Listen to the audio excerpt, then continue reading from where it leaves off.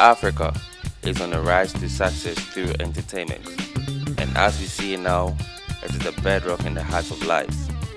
Greatness and creativity is born each day, and we celebrate each and every one of them. This is African Express with KB. Hello guys, this is African Express hosted on Fused Africa with yours truly, Kelvin.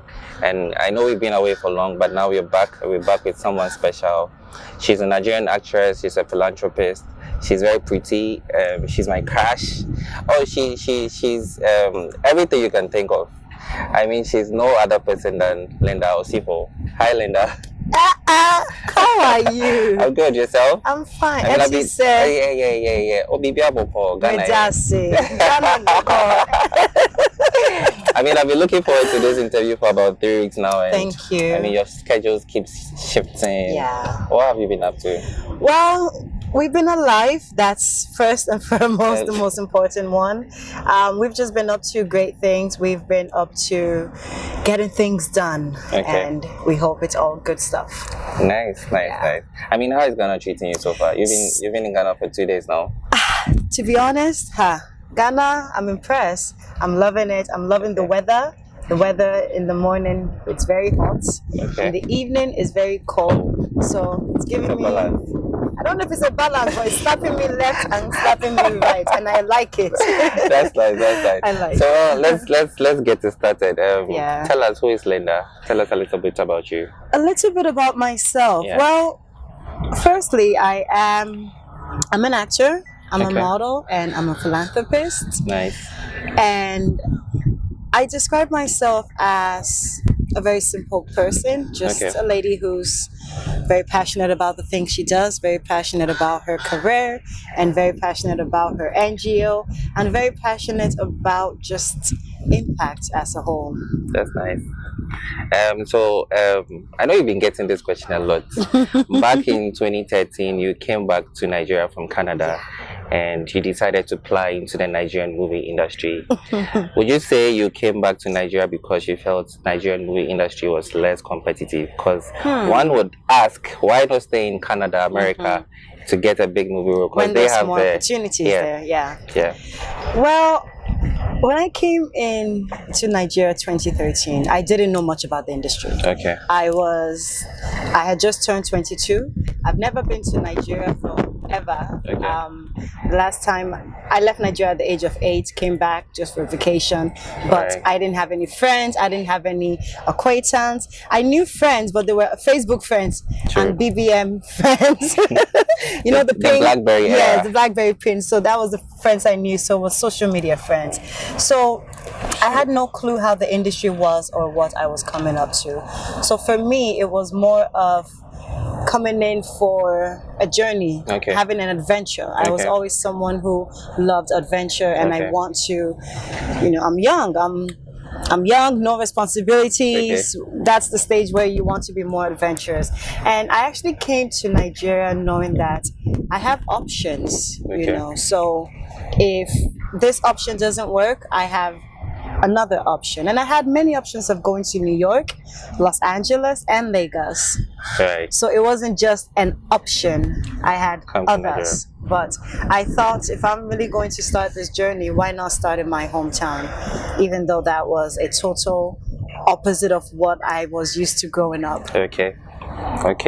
So I mean, we all can see how you're enjoying the movies. I mean, you're very popular in Nigeria right now, You even can in see Ghana. how I'm enjoying it. Yeah, you're enjoying your Amen. roles as an actress. I mean, you're all over. I mean, people in Ghana know you. People in Nigeria know you. At what point in your career did you feel like, no, I'm a superstar? Like, I'm not a superstar. I mean, you're a superstar. You're very popular. I mean, trust me. Well, I wouldn't know if I'm popular with, using that quote. I just know that I'm having impact in people's lives, and that's just literally the mindset that I want to have it in.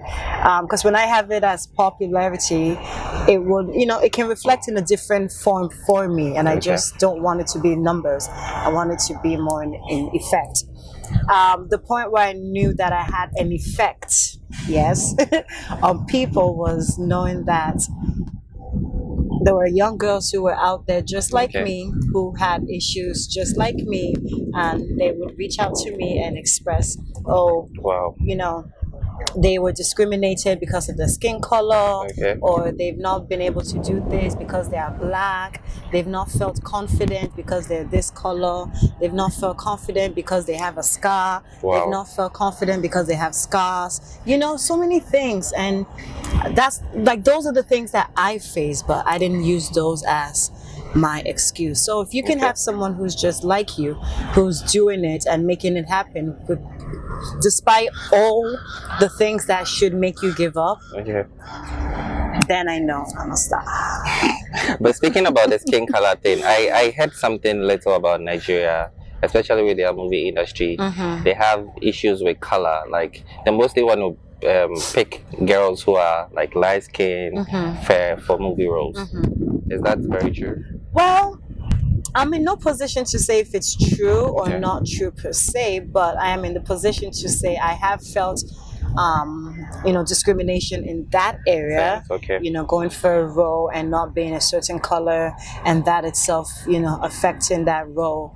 So I have felt that, and I have felt, a bit of a discriminated word from a colleague. That's the word I would Okay. use it, from a colleague who was a lighter shade Okay. about my my skin shade. But living in Nigeria, I don't take those things so deep because there are more people who look like me. Sure. So I had that confidence compared to living in Canada, Okay. where there were a lot more people who were multicultural Sure. from all over the Yeah. world, right? So I felt more of that. I was very, very insecure over there. Wow. Extremely insecure.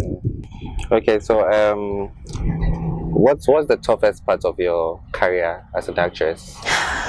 What makes it actually tough? Can I be honest? The Tell word me. is everything. Everything about your career. Everything. Wow. Everything is what makes it tough, because it's not about one particular angle anymore. It's about everything. Okay. So it's about everything that has to magnetically draw to you. That Okay. includes your family, that includes your friends, that includes your staff, that includes your personal life. So everything becomes tough. Tough. Wow. So in every industry, right, including the entertainment industry, how should I even put it? There's a lot of competition, right? And Yeah, what makes but you? there's a lot of competition in there's a lot- everything in life. We're all What makes you competing in stand out? life. What makes you stand out as an actress? Well, despite there being a lot of competition generally in the Yeah. world, even the animals are competing with themselves. Well, thank you for that. What would make me stand out if Or what makes you stand out? What makes a producer look at you or a director look at you from afar and say, okay, I want Linda for this role? I wouldn't know and pick one particular thing, but what I have been on is, one, being consistent, being consistent with your personality, being consistent with your character, being consistent with your craft, and of course growing with it, right? Yeah. And just being a bit extra unique in that sense of your touch. Your touch Okay. is you being yourself, right? Sure. So when you now do something that's just totally you because you're being yourself, that would make you, okay, You feel I good in see your she's comfort crazy, zone. okay, Yeah. I see he likes to. So it just makes you stand out more because you're not doing the same thing that would naturally be expected from everyone. Great. What's your best movie role so far? My best movie role so far that's out, that one can see, it would be Devil in Agbada. Devil? No, I've not seen that. Devil in Agbada. Wow. Tell us a little bit about it. What was your role? Well, it's an action film. Wow. Three girls, Action? three girls who wants to take down a politician. Wow. Three young girls who know nothing, and they want to Wow. bring down a ruthless politician. Wow. Yes. I need to see that movie. You will very I soon. really You will. need to see that movie. You So, will. were you the main character? Yes, I was one of the girls. Okay. It's out in cinemas. However, it will be out on Netflix. coming up soon. Yeah. True. Nice. So, which one would you prefer? Acting role for a movie or a TV series? I would prefer both of them, please. Thank you. I want No, but jobs. you I want more jobs. you have to choose one. I mean, there's a situation where you have to choose one. Okay. I mean, when I had two a of them, situation, when these yeah. two contracts come, like which one are you choosing? I'll take a movie role. Why? But you said I should just choose one. Yeah, I mean, we need to know why. Well, the terms are different. Movie roles are not, well, let's start with TV series does take a lot more commitment in terms Okay. of the shooting aspect. So a lot more commitment. So you need more time to shoot a series. Yeah. And acting for a movie, you can get it done as faster compared to series. But I mean, the TV series comes with a lot of bag because Yes, let's say but it's it's not about always about the 100 bags. episodes. It's not always about the bags. Really? It shouldn't always be about the money. So you're all about the passion. I'm all about the passion and the Wow. sweet production. I like you. Thank you. Have you ever snubbed a movie role or script?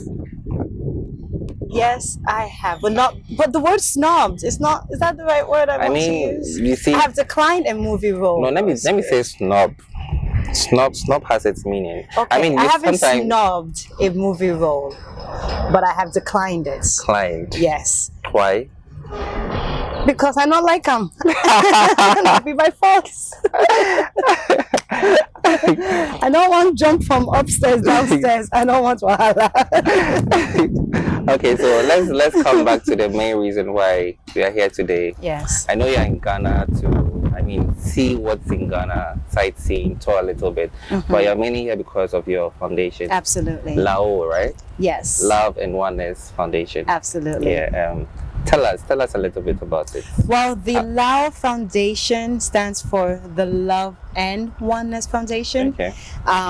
It was found in 2018, and I actually launched it in my hometown in Benin City, Okay. Edo State, Nigeria. Okay. So we started off in orphanages. It's more for individual sponsored foundation with my Okay. family. Okay. So I started off in an orphanage.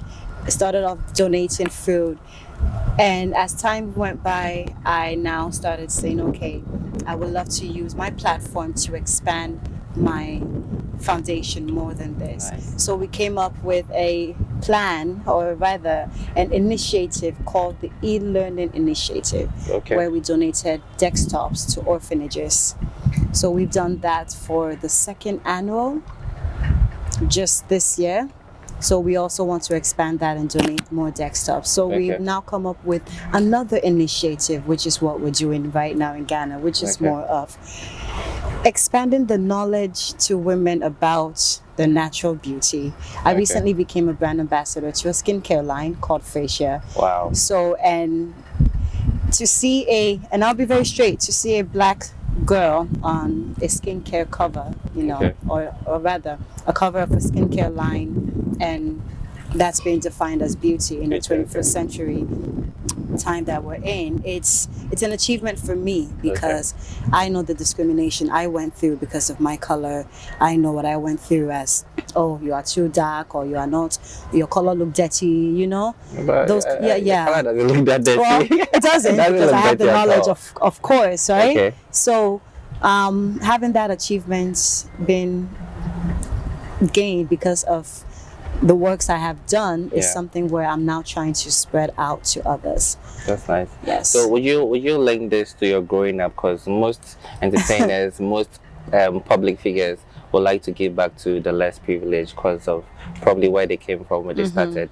So would you link all this foundation you started to your growing up? Well, my father was an orphan at the age of, he was an orphan from 6 months and 6 years. His mother Okay. died when he was 6 months old, Wow. and his father died at the age of 6. So, anyway. So when I hear his stories, and when we were growing up, and I heard all he went through, I knew I definitely had to do things in that Okay. aspect of children. And would it be linked to my growing up per se? I wouldn't say yes directly, because it's just something that I love to do. Okay. I'm sure maybe the condition we went through had an impact, you know. True. When you start off in a certain stage and you see how it is to be good, you can't but help give others, right? There's nothing else you're going to leave out from this world. Okay. Yeah. So, what should we expect from Lao Foundation? Expansion, definitely. Expansion in the sense of I would love it to expand more. I started off with something very small by just going to orphanage. I would love it to be something that's done annually, something that is done across Africa, something that now reaches to numbers of 20,000 desktops, you know, 20,000 females were empowered. 20, you know, I just want it to grow. That's what I want from you too. But that's what I'm expecting. Lao Foundation. Okay, that's great. So, can I ask this? Do you believe in gender equality? Hey, whoa. Gender equality, do I believe in that? Yeah.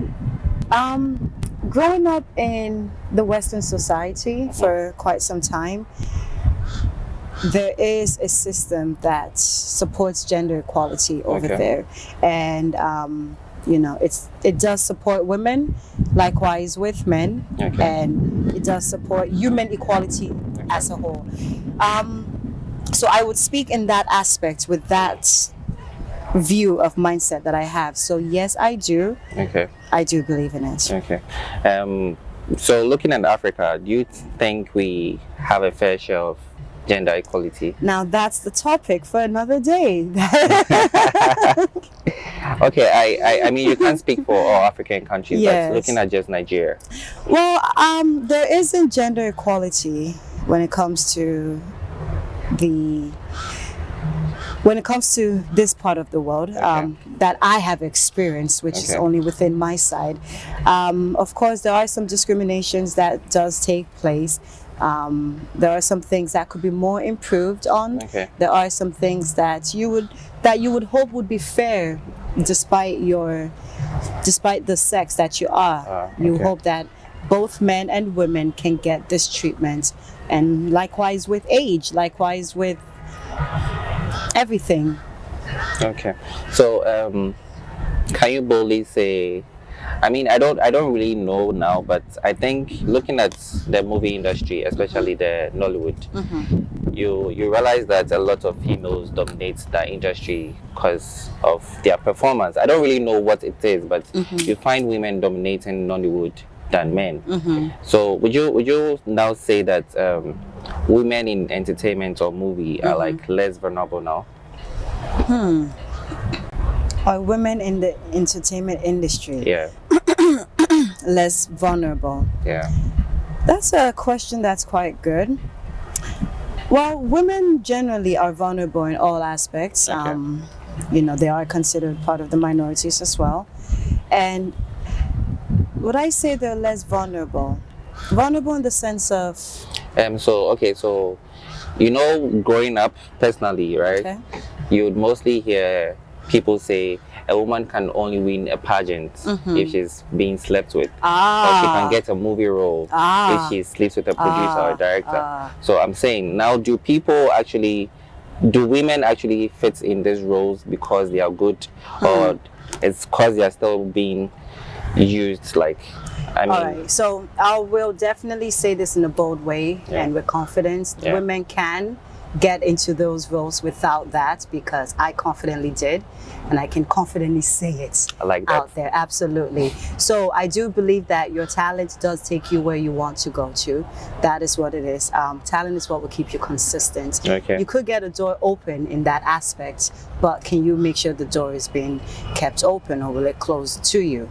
That's the issue. So in terms of the vulnerability now, we live in a digital world that is so powerful that you've seen the power in strength. You've seen the power in individuality of what an individual can do with their phone, with their data, and can reach out to a global world without them, you know, diminishing them their values, right? Straight to the ground, so yeah. we've gotten to that exposure level that there isn't any excuse. Yeah. We can have these topics maybe 20 years back when we can say industry was a bit narrow, there wasn't much exposure, there wasn't much platforms, there wasn't much opportunities. However, in the century that we're in right now, there's just too much opportunity and too much platforms for you to have, for you not to use. Okay, so that brings me to my next question. But before that, I'd want to know, you know, I have this little podcast I do. I mean, it's not so consistent, but I mean, why now? I have a lot of friends. We like to argue about movies, music, and then this topic came up. The fact that now we don't have quality or qualified actresses and actors out there, because now you find a girl, pretty girl, she posts 1 or 2 pictures on Instagram, and then people find her attractive because she's probably looking pretty or being funny online or shaking bums, body, whatever. And then they get a movie role. I don't know if I'm making sense. Like, I mean, the whole question is people now think don't go through the process. Yes, people now think, okay, now people going to film schools and the rest are it's a waste because then now you waste your time, go to school, and then you find a producer or a director coming in for an Instagram girl. I got your question. I recently had a leadership program that I completed, a 2 days leadership program, and you gave a perfect example of different levels of success, right?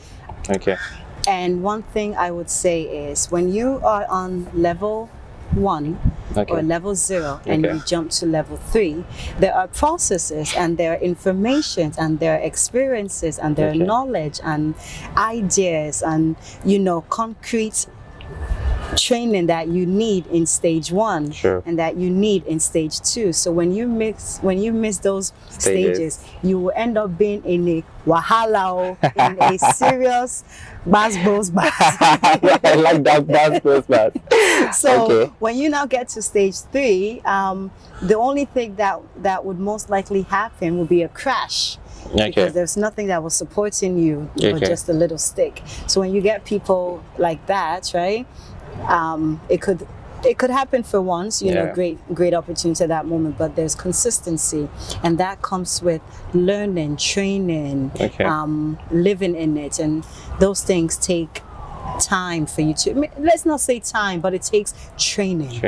Let's use that word. It takes training. It's a whole process. It's a process. So you can't miss an ingredient, else you are making jollof, you didn't put a special ingredient. It's not jollof. You want to start that fight again. No, you want to start that fight, but we're not going there. We're not going there today. Okay, so talking about social media, right? I want to know your connection with people out there, people outside your field, like your fans, especially. I mean, social media is a platform where we connect to our fans and all that. I want to know how you use your social media or your platform, because I see you have about 1.2 followers. Yes, I do. On Instagram. So how do you connect to your fans out there, especially women? Well, my fan base is very unique in the sense of I always like to connect with my fans as individually as I can. So I always like to respond to their comments as often as possible, right? And go ahead. Yeah, I mean, I want to know, how do you use your social media to empower? Let me use empower. Women. How I use it to empower women is by speaking out, is by having a certain look, is by having an awareness that's going on, by talking about situations, by talking about, hey, I went through this, I'm doing this, and just exactly like what we're doing, these initiatives, like what we're doing. Nice. My social media is the platform that I use to spread that word out and make sure that they also spread the word out to the world. How would you describe a 21st century woman? A 21st century woman. I mean, I think we have stages of growth in every century. I mean, then people will say women are not supposed to work. Now we have women working. I'll describe a 21st century woman with one word, which is fearless. Fearless. Can you That's explain the that? word. I mean, When you see the 21st century woman, she's not afraid, you know. She Okay. goes after what she wants. Okay. There isn't boundaries. There isn't what you would say is limitation of gender, limitation of religion, limitation of opportunity, or limitation of education. That really would not be a 21st century woman's mindset of limits, right? So that's how I see it, you know. A woman in such century goes after what she wants okay. without being afraid about Okay. it. Is there anything you'd like to change about present day Africa? Hey, wanting or Which is? well, I don't know what I want to change. No, you have Just to- more love. It's a more free love, world. More love. No, it's a free world. You more should. love, you know. Nobody's going to attack you. I mean, it's a free world. I mean, More love, more love. Of More course, love. you know, the mindset. I definitely would love to change the mindset just to be more free, you know, not very judgmental, more free in the sense of knowing that people can live their life, you know, without Yeah. boundaries or without boundaries being placed on. okay. Yeah. But I think with this whole mindset thing you're talking about, I think it has a long way to do with culture. Yeah. So I mean, now that people are now projecting Africa to the world and are now like strict on culture right now, I think mindset is going to be very difficult. I feel people are sometimes hypocritical about this whole issue because, I mean, let's say with regards to music, people like R&B, people like this. Yes. But when an R&B artist is trying to portray an R&B artist in America, in terms of dressing, Yes. people seem to say don't like it. Yes, but then you still like the R&B music. Yes. So How I do you think want them to portray that? exactly. Yes. So I think it's very hypocritical and it's very. But that's the mindset. Yeah, exactly. Do you have any upcoming role or movie you want to tell us about? Probably an exclusive. do. It's very exclusive. I do. I do have an upcoming movie that will be out on a streaming platform Okay. this December. Okay. It's a film that's produced by one of the top African directors, I Okay. would say, in Africa, Okay. which is Kunle Afolayan. Okay. I know Yes, him. and with great talent, and it's one of its first kind. Wow. Yes. It's something we've never So seen. watch out! You're gonna watch out! It's something we've never seen, right? It's something that hasn't taken place before Wow. in Nigeria. So yeah. I mean, you guys, you heard it. You heard it from I her. don't hear them. First time. Okay, so before we sign off, right, real quick, how do you see Ghana? Has it Just- been something you've always expected? Is this your first time? It's my first time in a long time. The first time Okay. I came was in 2015. Oh wow. Yes. Okay. Yeah. Okay, 7 years ago. Yeah, and I didn't really have the opportunity to explore Ghana the way I am this time. So the view is, so the way I'm seeing it is just, the word is beautiful. Beautiful. And Okay. peaceful. Have you had any meal yet? I had fufu and soup. What's the soup called? I think it's the pepper soup. Light soup. Light soup. Okay. I don't chop that one. But I go chop wache. Then banku. Is it not called banku? Yeah, it's banku. Banku? But how about the jollof? Not yet. I'm Not waiting. yet. On the weekend. I should have brought a whole cooking utensil, See, ingredients, fix You something crazy for you. disappointed me. It's okay. You make up for it. That's not bad. But do you have any favorite Ghanaian music? Not exactly one, but I love Sakude's song, Okay. Stone Boy. Tomboy. Is it because they are popular? No, but the songs are nice. Okay. Okay. And maybe you should introduce me to some New. new Okay. music and There's Jackie. artists. There's Jackie. There's See, that's what you are for. Tell me, and I would love them. There's Jackie. We have. I don't know if you like hip hop, but there's these new Okay. guys from Kumasi Okay. doing the drill. Ah, Yeah, we have this new guy, Benel. Okay. We have a couple of them. okay. Yeah. Sounds good. So I'll put you on a playlist and then. Sounds good. Yeah. Thank you. So do you have any words of encouragement for your fans? Hello, my name is Linda Osifo, and I would like to say thank you for supporting the brand. Thank you for loving the brand. Thank you for expanding the brand to the world. And most importantly, be true to yourself and one love. Okay. Thank you. You're welcome. So guys, that was a lovely conversation with Linda Osifo. Like I said, she's a Nigerian actress, she's a philanthropist, she's a people's favorite, and well, she's my personal favorite as well. She's my crush. I don't know about you, but yeah, if you like this video, if you like this interview, just subscribe, like, share, comment, and tell everybody about this. This is African Express with Fuse Africa, with yours truly. I am KB Kelvin.